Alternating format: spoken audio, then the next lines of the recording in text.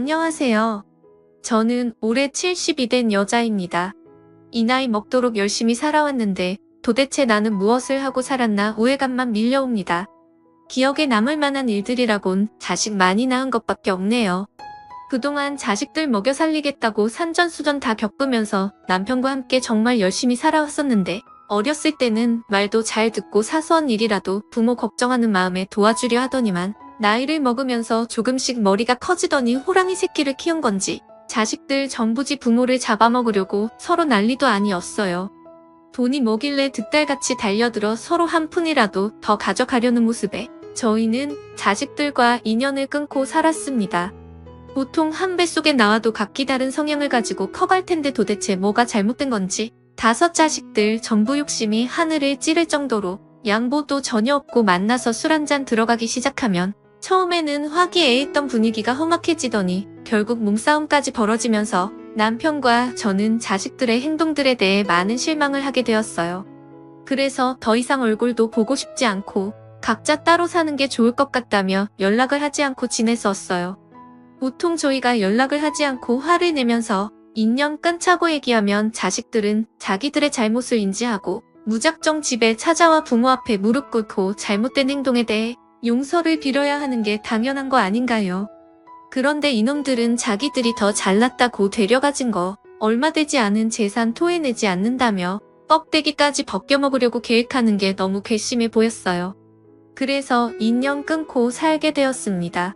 하지만 그런 시간이 점점 오래 지속이 되어 가자 남편과 결정하게 된 게 먹을 거 하나 제대로 먹지 못하는 어려운 가정 환경에 있는 분들에게 조금이나마 도움이 될 수 있게 앞으로의 노후에 있어 먹고 살 만큼의 재산만 놔두고 전부 기증을 할까 생각했었어요. 그런데 어떻게 알았는지 눈치 빠른 막내 아들이 저희 집에 찾아오면서 제 사연의 사건이 시작되었습니다. 그리고 그때 처음으로 자식을 많이 낳았던 게 한평생 제일 큰 후회로 밀려왔어요. 너 무슨 말을 하고 싶어서 찾아온 건지 모르겠다만 다시 한번 말하는데 너희들한테 줄 돈 한 푼도 없다. 가족끼리 서로 웃으면서 지내도 모자랄 시간에 얼굴만 보면 헐뜯고 서로 잡아먹으려고 드는데 그걸 보고 있는 부모 마음을 조금이라도 생각해봤니? 어떤 말도 듣고 싶지 않으니까 들어올 생각하지 말고 당장 나가거라. 아버님 너무 화내지 마세요. 좋은 마음으로 제가 오자고 했어요. 아무리 서로 간의 사이가 좋지 않다고 해도 가족끼리 인연을 끊는다는 게 솔직히 쉬운 건 아니잖아요. 서로 의견이 안 맞아 싸울 때도 있고 웃을 때도 있는 거죠. 한두 번 겪은 것도 아닌데 요즘 너무 예민하시다. 꼭 이렇게까지 나오셔야 했어요. 좋은 게 좋은 거니 너무 열내지 마시고 저희 얘기 한 번만 들어보세요. 제가 아버님 어머님 그동안 스트레스 많이 받으셨을까봐 걱정돼서 건강하시라고 홍삼 진액 비싼 걸로 돈 좀 써서 사왔어요. 이거 드시고 기력 좀 찾으시라고요. 막내 며느리밖에 없죠. 무슨 일 때문에 온 건지 모르겠지만 요점이 뭔가 너희들이 그냥 온 건 아닐 거고 돈이 필요해서 찾아왔다면 그건 좀 힘들 것 같구나. 벌써 우리는 노후를 대비할 재산 외에 나머지는 전부 기증하기로 했으니까 만약 돈 얘기라면 볼 필요도 없으니 돌아가거라. 잔머리 굴려봤자 너희들 하는 생각이 다 똑같은 거 아니야. 그리고 이런 거 안 먹어도 되니까 가져가렴. 어머니도 참 제 아내가 그래도 꽤 신경 써서 사들고 왔는데 가져가라고 얘기하면 제 아내의 입장이 뭐가 돼요. 정말 걱정돼서 사가지고 온 거니까 마음 좀 여시고 받아주세요. 그리고 저희가 찾아온 이유는 전적으로 정말 순수하게 아내가 이 집에서 같이 사는 게 좋을 것 같다고 하던데 저도 곰곰이 생각해보니까 그렇게 하는 게 좋은 점이 훨씬 많더라고요. 막내 아들이 찾아온 이유는 다름 아닌 저희 집에서 함께 살길 원하고 있었어요. 그런 생각을 하고 계획하려는 이유가 눈에 훤히 보였고 어이가 없었습니다. 말로는 돈 때문이 아니라고 얘기했지만 저희 집에 같이 살면서 뒤처리해준 대가로 금전적으로 우선순위에 오르고 싶어 다른 형제들보다 미리 선수치려는 게 보였어요. 막내 아들이 입을 열자마자 며느리가 입에 모터를 다룬 거 마냥 함께 살면 좋은 점에 대해서 나열하기 시작했고 당장이라도 짐 싸서 내려오고 싶다며 가식적인 표정으로 저희를 위하는 척 돈을 바라는 눈빛을 보내고 있었습니다. 무턱대고 화부터 내면서 돌려보내면 자식과 부모 간의 사이가 더 안 좋아질까봐 며칠 내로 생각해봐서 결정되면 전화주겠다며 잘 타일러서 보냈습니다. 확실한 대답을 듣지 못해서 그런지 많이 아쉬운 듯한 표정으로 저녁도 함께하며 더 긴 대화를 원했지만 그렇게까지 시간을 끌면 결국 안 좋은 얘기가 오고 갈 것 같아 단호하게 잘랐고 막내 아들이 떠나고 며칠 뒤 둘째 아들이 찾아왔어요. 같은 뱃속에 나와서 그런지 생각하는 것도 어찌나 똑같던지 서로 모시겠다며 돌아가면서 찾아왔고 더 이상은 길게 끌어봤자 서로에게 좋은 영향을 줄 것 같지 않아 남편과 함께 재산 전부를 기증하게 되었고 더 이상 돈 때문에 앞으로 두 번 다시 가족들과 함께 싸우지 않길 바랬어요. 그런데 저희가 내린 결정이 자식들은 마음에 들지 않았던 건지 큰 아들이 집에 찾아왔고 얼굴을 붉히며 저희를 잡아먹을 듯이 온갖 막말을 퍼붓기 시작했어요. 그나마 제일 생각이 많을 것 같았던 큰 아들에게 듣게 된 말들로 인해 너무 큰 상처를 받았고 그 충격으로 남편 또한 듣던 도중 목덜미 잡고 쓰러지고 말았네요. 부모면 뭐해 자식들에게 제대로 해준 것도 없으면서 그냥 알아서 그 돈들 나눠주면 되는 거지. 당연히 돈 문제로 싸울 수도 있는 건데 그거 보기 싫다고 전 재산을 기증해 알지도 못하는 남의 입에 풀칠은 해주면서 자식들이 굶던 죽던 신경 안 쓰겠다는 말인 거야. 이게 부모야 남보다 더 못한 존재잖아. 내가 참다 너무 화가 치밀어 올라 참을 수가 없네요. 너 지금 그게 부모한테 무슨 말버릇이야. 그동안 너희 아빠와 함께 얼마나 힘들게 살아왔는지 몰라서 그런 말을 하는 거야. 그럼 넌 지금 잘했다고 부모 앞에서 반말 섞어가며 화를 내는 거니? 내가 그랬지 서로 잘 좀 조율하라고. 그런데 봐봐라 서로 절대 뺏기지 않으려고 악을 쓰며 달려들었는데 어느 부모가 그런 모습 지켜볼 수 있겠어. 이게 전부 다 돈 때문인데 차라리 없는 게 낫다고 생각한다. 부모의 결정이 잘 됐든 못 됐든 그건 우리 둘의 문제니까 네가 상관하지 말거라. 그 순간 아들은 더 이상 참을 수 없었는지 집안의 물건들을 전부 집어던지며 난리를 치기 시작했고 그때 마침 셋째 아들이 찾아와 첫째가 난리치는 모습을 보고 급하게 말리기 시작했어요. 그리고 뒤이어 둘째 넷째 막내까지 전부 집으로 찾아왔고 모두가 한자리에 모여있는 상태에서 며느리들까지 있으니 동네가 떠나갈 정도로 난리가 나고 말았습니다. 그 모습을 묵묵히 지켜보고 있던 남편이 조용히 창고로 가더니 야구 방망이를 가지고 걸어 나왔어요. 자식들의 생각 없는 행동들 때문에 이성을 잃어버린 남편은 절대 용서하지 않겠다며 나이를 먹어도 잘못된 점은 고쳐야 한다고 앞뒤 안 보고 자식들에게 휘두르기 시작했고 그런 모습을 보고 있던 놈들이 당황했든지 뒷걸음질 치기 시작했어요. 그런데 그 순간 첫째 아들이 난리를 치면서 집에 있던 물건들을 전부 난장판으로 만들면서 부서지고 널브러진 잔해들로 인해 남편의 발의 받침과 동시에 균형을 잃게 되었고 뒤로 넘어지면서 건물이 울릴 정도로 쿵하는 소리와 함께 머리를 크게 부딪히고 정신을 잃게 되었습니다. 그리고 온 가족의 얼굴이 사색이 된 채 급하게 구급차를 불러 응급실에 실려간 남편을 뒤따르며 오열했어요. 응급실에 가는 동안 제발 아무 일 없이 모든 일들이 무사히 끝나기만을 바라며 간절히 기도했지만 뇌출혈이 심했던 남편은 끝내 눈을 뜨지 못한 채 이 세상에서 떠나고 말았습니다. 자식들의 욕심 때문에 벌어진 일들이었고 앞으로 더 이상은 자식들의 얼굴을 보면서 살 수 없겠다 생각했어요.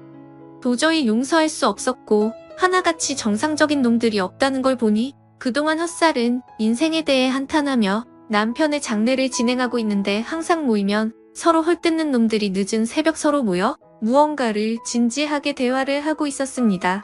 그리고 그 대화 내용을 듣는 순간 저 또한 이성을 잃고 말았네요. 당연히 형이 장남이니까 모셔야 하는 거 아니야? 생각을 해봐. 지금 이 사단이 난 게 누구 때문인데 형은 죄책감도 없어? 그러니까요. 아주버님이 이 사건의 주동자 아니에요? 돈 욕심이 제일 없는 사람처럼 묵묵히 지내더니 제일 큰 일을 저지르고 나셨네.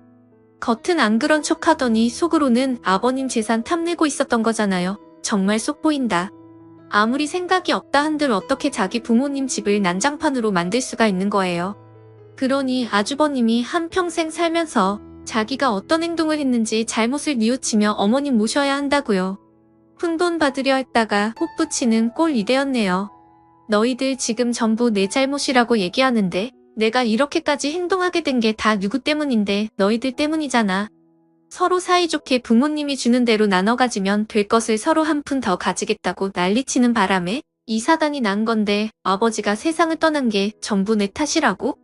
너희들은 전혀 잘못이 없다고 생각하는 거냐? 다시 한번 말하지만 나는 어머니 절대 모실 생각 없고 막내 내가 어머니 모시는 걸로 해라. 저번에도 네가 모시겠다며 제일 처음으로 찾아갔잖아. 그리고 아직 너희들은 자식들도 없잖아. 그러니 입 달린 사람이 적은 네가 어머니 모시는 게 맞는 거지 안 그래? 어머 아주머님 뭔가 상당히 착각하고 계시는 것 같은데요. 누가 입 달린 사람이 적다고 그래요. 이거 안 보이세요? 제 뱃속에서 새 생명이 자라나고 있다고요. 자식들 전부 결혼시킨 아주머님이 모시는 게 당연한 거죠. 두 분만 계시잖아요. 듣고 싶지 않았던 대화 내용이 귀 속으로 들어오면서 온몸이 부들거렸고 더 이상은 참을 수 없어. 다 필요 없으니 당장 나가라며 육개장이 끓고 있는 들통에 국자를 집어넣어 자식들에게 퍼부어버렸어요.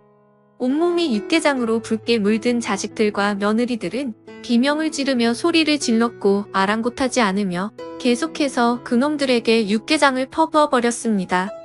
허겁지겁 도망친 놈들을 보며 너무 흥분을 했는지 차오르는 숨을 고르기 시작했고 그제야 들어온 장례식장에 널브러진 육개장의 잔해물들과 고개를 들어올리니 밝게 웃으며 저를 바라보고 있는 남편의 영정사진에 결국 그 자리에 주저앉아 오열을 하고 말았어요. 남편과 함께 그동안 자식들이 잘 되게 바라는 마음에 열심히 살아온 것밖에 없는데 저에게 왜 이런 시련을 주는 건지 도저히 받아들일 수가 없었어요. 남편은 항상 자식들에게 서로 양보하며 형제지간 우애 좋은 사이로 지내길 원했기 때문에 어렸을 적부터 입이 닳도록 말해왔지만 현실은 그게 아니었어요. 자식들이 많아서 그런 건지 서로의 경쟁 구도가 결혼 이후 며느리들이 뒤에서 입김을 불어넣은 건지 더 심해지기 시작했고 결국 이런 상황까지 오게 만들었어요. 그래도 자식들은 다음날 찾아와 장례식장이 무사히 끝마칠 수 있도록 진행을 도와줬고 묵묵히 아무 말하지 않고 입을 다물고 있었습니다. 그래도 장례식장에 자식들이 있어야 하는 건 당연하다 생각해 그 기간만큼은 더 이상 서로 일을 크게 만들지 않았어요. 그렇게 모든 일정이 끝이 나고 집에 도착하니 며칠 집을 비웠다고 냉기가 흘렀고 홀로 남겨진 집안을 둘러보며 며칠 전까지만 해도 남편과 함께했던 추억들이 묻어있는 집안의 흔적들이 저를 괴롭게 만들었어요. 첫날은 그럭저럭 버틸만 했지만 둘째 날 이후부터 점점 남편이 없다는 현실이 크게 다가왔고 제대로 버티기조차 힘들 정도로 정신적인 고통이 상당했습니다. 더 이상 혼자 살아갈 의미가 없어진 것 같아 우울증에 시달리기 시작했고 모든 건 시간이 해결해주길 원했지만 사랑하는 사람을 잃게 된 건 어떠한 방법을 동원해도 떠나지 않았고 몸소 느끼는 고통은 한결같이 똑같았어요. 그런데 이런 상황에 놓인 제가 걱정도 안 되는지 자식 하나 연락하는 놈 없었고 며느리들 또한 아무 연락이 없어 너무 가슴이 아팠어요. 필요할 때는 말하지 않아도 자기들이 먼저 찾아와서 손 벌려놓고 이제 가질 게 없는 빈 껍데기라고 생각했는지 아무도 저를 걱정해주는 놈들이 없었어요. 결국 이건 아닌 것 같아 자식들에게 연락을 취했는데 첫째 아들의 전화번호가 없는 번호라고 나오더라고요. 뭔가 이상한 걸 감지했고 첫째 며느리에게도 전화했지만 받지 않았습니다. 그런데 이놈들이 전부 다 연락처를 바꿔놓았고 그제서야 왜 이런 행동을 했는지 알겠더라고요. 자기들이 앞으로 살아가면서 제가 짐이 될 것 같다는 생각을 가지고 있었던 것 같아서요. 육개장 퍼부었을 때 서로 자기들이 모시지 않겠다고 난리를 치더니 결국 그런 일이 현실로 올 것 같아 연락처를 바꾼 게 참 한심스러웠습니다. 제가 모셔달라고 부탁한 것도 아닌데 벌써부터 그런 걱정 때문에 연락을 끊을 거라고는 전혀 생각하지 못했죠. 저는 자식 농사에 실패를 했고 더 이상 어떠한 목적도 없이 살아가는 건 의미가 없는 것 같아 제가 살던 집을 과감히 처분했어요. 남편과의 추억들이 담겨 있었던 그 공간에서 숨막히게 버티고 있는 것도 아닌 것 같아 모든 걸 정리했고 몸이 가는 대로 이리저리 떠돌기 시작했어요. 그저 저는 자식들에게 위로를 받고 싶었고 아무것도 원하지 않았는데 그런 것조차 부담스럽고 싫었다는 게 너무 마음이 아팠습니다.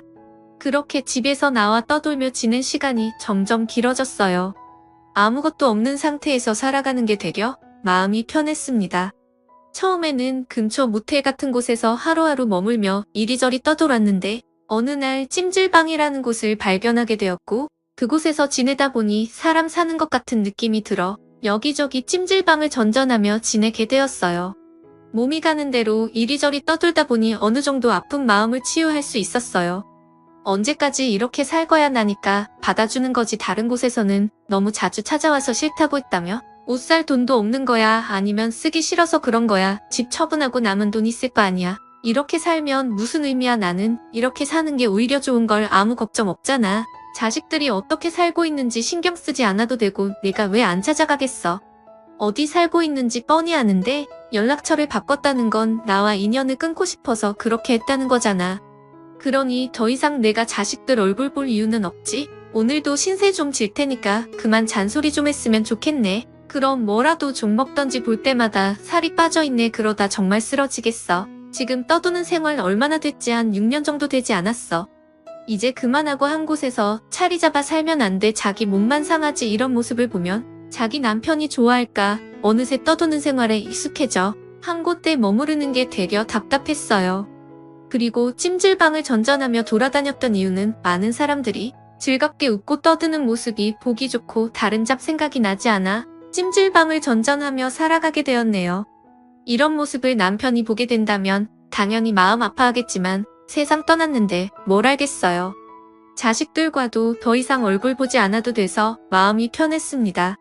그런데 6년이라는 시간 동안 떠돌이 생활을 해서 그런지 최근 들어 몸이 좋지 않다는 걸 느끼기 시작했고 몸이 좀 불편하다는 느낌과 숨이 가빠오는 걸 느낄 수 있었어요.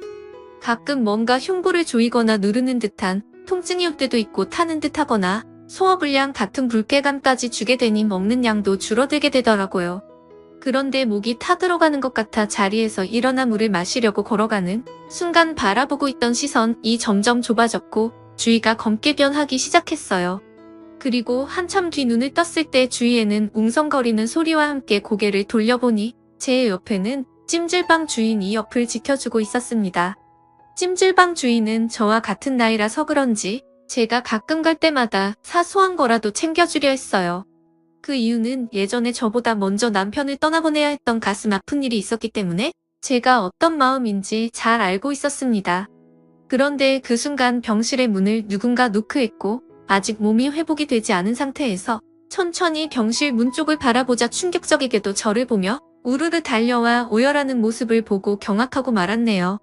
찜질방 주인을 바라보니 경찰이 그동안 찾고 있었는데 쓰러지게 되면서 신원조사에 들어갔고 보호자를 찾게 되면서 자식들과 연락이 닿은 것 같았어요. 그리고 제 앞에 고개를 숙이며 하염없이 눈물을 흘리고 있었던 자식들이 6년 만에 찾아와 뱉은 한마디에 화가 머리끝까지 올라오고 말았네요. 그만하시고 저희 집으로 오세요. 제가 어머니 모시겠습니다. 뭐라고? 왜 말이 틀린 거야? 처음에는 우리 집에서 모시기로 했었잖아. 형 집에 가봤자 스트레스 받게 더 받아. 제발 그만 좀 하지. 언제까지 이럴 건데? 지금 상황이 얼마나 심각한지 몰라. 일단 어머니 몸 상태부터 정밀검사 받아봐야 할 거 아냐. 다들 나이 먹었으면 제발 정신 좀 차려. 둘째 형이 일단 먼저 모시기로 했으니까 그렇게 하는 걸로 해. 너희들 지금 내 앞에 나타나서 뭐 하는 거야? 누가 너희들 보고 모셔달래. 다 필요 없으니까 여기에서 당장 나가. 하나같이 전화번호 바꿀 때는 언제고 이제 와서 서로 모시겠다고 하는 이유가 도대체 뭐야? 내가 집 처분하고 남은 재산까지 가져가고 싶어서 그런 거니? 집 팔고 남은 재산도 전부 기부해서 나한테 남은 거 한 푼도 없어. 너희들에게 떨어질 거 없으니까 당장 나가. 여기가 장례식장도 아닌데. 우르르 몰려와서 뭐 하는 짓이야. 한 번만 더 내 앞에 나타나 봐라. 그땐 가만두지 않겠어. 어머니 아직도 모르고 계셨어요. 그러니 여태까지 이렇게 거리를 떠들며 다니셨죠? 전 재산 처분하셨다더니 아버지가 생각이 깊으세요. 확실히 저희를 사랑하고 있다니까요. 이거 봐보세요. 아버지께서 예전에 건물 매입했던 건데 그걸 깜빡하고 계셨나봐요. 그런데 지금 이 건물 가격이 얼마나 되는 줄 아세요? 380억이래요. 저희 대박 났다고요. 어머니 저희가 충분히 모실 수 있을 정도로 많은 금액이에요. 아버지가 돌아가셨으니 당연히 어머니가 건물주 되신 거고요. 아버지께서 남겨두신 건물 처분하고 저희 재산 똑같이 나눠 가실 테니까 이제 그만하시고 저희와 함께 사세요. 그나들이 건넨 서류에는 정말 남편이 처분하지 못한 건물이 하나 남아 있었어요. 그리고 그 건물의 시세는 천과 달리 엄청난 금액대로 뛰어오른 걸 확인할 수 있었습니다. 이 사실을 알게 된 자식들은 그동안 저를 찾고 있었던 거고 380억이라는 건물 때문에 저를 서로 모시겠다고 난리를 치고 있었어요. 정말 한심스러웠습니다. 연락처까지 바꾸고 저를 버린 것처럼 자취를 감추더니 이제 와서 눈앞에 돈이 보이니까 경찰에 실종 신고까지 해서 그동안 쉬지 않고 찾아다녔던 거였어요. 그런데 제가 실신을 하면서 신원조회를 하게 되는 일이 발생되면서 2번 다시 보고 싶지 않던 자식들과의 지긋지긋한 인연이 다시 시작되었어요. 병원에서 난리를 치고 밖으로 쫓아내려 해도 절대 물러서지 않으려 버티고 있는 놈들의 가식적인 행동이 너무 꼴보기가 싫었습니다. 자기들이 원하는 대로 일 처리를 해준다면 차후에 저에게 어떤 짓을 저지를지 모를 것 같다는 생각이 들었어요. 그래서 조용히 병원 밖으로 나와 도망치려 했으나 이놈들이 서로 문 앞에서 교대를 하며 자리를 지키고 있었고 자기들에게 수십억이 돌아간다는 생각 때문인지 벌써부터 김치국을 사발로 마시며 들떠있는 모습을 감추지 못했습니다. 찜질방 주인인 친구는 이 모든 상황을 지켜보며 한숨만 내쉬었고 안타까워했어요. 그렇게 며칠의 시간 동안 병실에 있으면서 정밀 검사받은 결과를 기다리고 있었고 의사의 부름에 상담실에 들어가 진단 결과를 듣게 된 순간 충격적인 결과를 듣게 되었어요. 흉부암이라는 생전 처음 들어본 병명이었고 다행히도 초기라서 충분하게 치료를 받을 수 있다는 말을 듣게 되었습니다. 병원에서 한동안 지내야 하는 신세를 가지게 되었고 제 옆에서 찜질방 주인이 저를 보살펴 주었어요. 그런데 자식들에게도 자연스럽게 제 병명이 전달되었고 몸이 힘들어 잠시 눈을 붙이고 있을 때 병원이 떠나갈 정도로 엄청난 일이 벌어지고 말았습니다. 그쪽이 뭔데 우리 어머니 옆에서 자리를 지키고 있는 거야? 그쪽도 돈이 필요해? 그래서 옆에 껌딱지처럼 붙어 있는 거야? 우리가 알아서 할 문제니까 그만 신경 끄고 그만 왔으면 좋겠는데 왜요? 기분 나빠요? 그래서 뭐 어쩌게요? 어차피 그쪽은 법적으로 아무런 상관도 없는 사람이잖아. 한 번만 더 저희 엄마 옆에 얼쩡거리면 그땐 경찰에 신고할 테니 그런 줄 아세요? 자네 지금 말이 너무 심한 거 아닌가? 어떻게 된 게 자네는 자기 엄마의 건강보다 돈이 우선이라는 말이 나오는 거야. 내가 옆에서 간호해주면 감사하다는 말이 먼저 나와야지 나를 도둑 취급하고 있어? 이런 식으로 행동해서 그 재산 받을 수나 있을 것 같아. 노인네가 참 말 많네. 늙으면 말 많아진다 하더구만. 정말 듣기 싫을 정도로 찬소리가 많네. 저기요, 저희 가족 문제 그쪽이 상관할 바 아니니까 제발 저희 앞에서 사라져주세요. 어디 콩고물 떨어질 거 있나 살펴보려고 두리번거리는 거예요? 더 이상 듣고 있을 수 없었고 병실 문을 박차고 며느리와 아들의 얼굴에 있는 힘껏 손을 올려붙였습니다. 앞날은 볼 줄 모르고 눈앞에 보이는 현실만 급해서 찜질방 주인에게 돈 한 푼 떨어질까 두려워하는 모습들을 보니 너무 안심했고 남편의 그 건물을 처리하기 위해 치료는 뒤로 미루고 퇴원했습니다. 제가 이렇게까지 나올 거라는 걸 생각 못한 건지 멍청한 건지 뒤늦게 자식들의 잘못에 대해 용서를 빌었지만 더 이상 참을 수 없었고 남편이 남겨둔 건물을 처분하게 되었어요. 들어온 재산에 대해 자식들은 난리를 치며 자기들에게도 권리가 있다고 제 앞에서 소리치기 시작했고 돈 앞에서는 한두 끝도 없는 날카로운 모습을 보여주는 그놈들의 얼굴빛이 너무나도 무서워. 엄마로서 자식들이 제발 정신 차리고 살길 바라는 마음에 제가 가지고 있던 재산 전부를 도움이 필요한 곳 여기저기에 나눠서 기증하게 되었네요. 경기가 좋지 않아 찜질방에 손님이 없어 운영하는데 많이 힘들어했었던 친구에게도 작게나마 그동안의 고마움에 도움을 주었고 저는 자식들이 모르고 있는 곳에서 현재 치료를 받고 있습니다. 사람이 살면서 돈보다 중요한 게 형제지간의 우애고 부모 공경이라고 그렇게 얘기했건만 그동안 살면서 부족한 것 없이 자라왔던 놈들이 돈을 더 밝히는 걸 보니 정말 마음이 아팠어요. 제가 내린 결정으로 자식들 또한 저를 2번 다시 찾으려 하지도 않지만 저도 살면서 그놈들 얼굴 2번 다시 보고 싶지 않았어요. 그런데 얼마 전 찜질방 주인에게 연락이 와서 하는 말이 아들이 운영한 사업이 위태로워 제 소식을 알고 싶어 한다며 금전적으로 도움이 필요하니 연락되면 연결 부탁한다고 간절하게 요청해왔다는 말을 꺼냈습니다. 하지만 더 이상 그놈들 앞에 나타나고 싶지 않습니다. 분명 제가 나타나자마자 서로 저에게 뜯어먹을 게 있을지 눈을 흘기며 달려들 테고 그럼 또 그놈들은 서로 싸우려 들겠죠. 세상 떠날 때까지 그놈들 앞에 나타나지 않을 겁니다. 엄마로서 자식들과 등지고 산다는 자체가 눈에 피눈물 날 정도로 슬픈 일이지만 일 또한 엄마가 해야 될 일이라면 자식들이 앞으로 잘 될 수 있게 버텨야 한다고 생각해요. 솔직히 10손가락 깨물어 안 아픈 손가락이 어디 있나요? 저는 그저 자신들이 뭘 잘못하고 있는 건지 알았으면 좋겠습니다. 제가 세상 떠나는 날 알게 된다 해도 지금의 결정에 후회하지 않고 앞으로 남은 인생 살아가려 합니다. 여러분들께서는 제가 한 판단에 대해서 어떻게 생각하실지 모르겠지만 자식들이 바라는 대로 모든 걸 전부 이뤄주면 뭘 잘못했는지 모르기 때문에 독하게 마음 먹어야 된다고 생각해요. 그놈들이 나이 60을 먹던 70을 먹던 제 자식이라는 건 변함없으니까요. 제발 서로 헐뜯지 않고 앞으로 잘 살아가길 바랄 뿐입니다. 제 사연 들어주신 분들 오늘 하루도 행복하셨나요? 하나뿐인 가족분들과 서로 눈 흘리지 말고 좋은 추억 많이 만드셨으면 좋겠어요. 한 번뿐인 인생 후회 없는 삶을 살아야 눈 감을 때 웃으면서 떠날 수 있으니까요. 모두들 평안하시고 집안에 좋은 일들만 가득하시길 기원하며 제 사연을 마치겠습니다.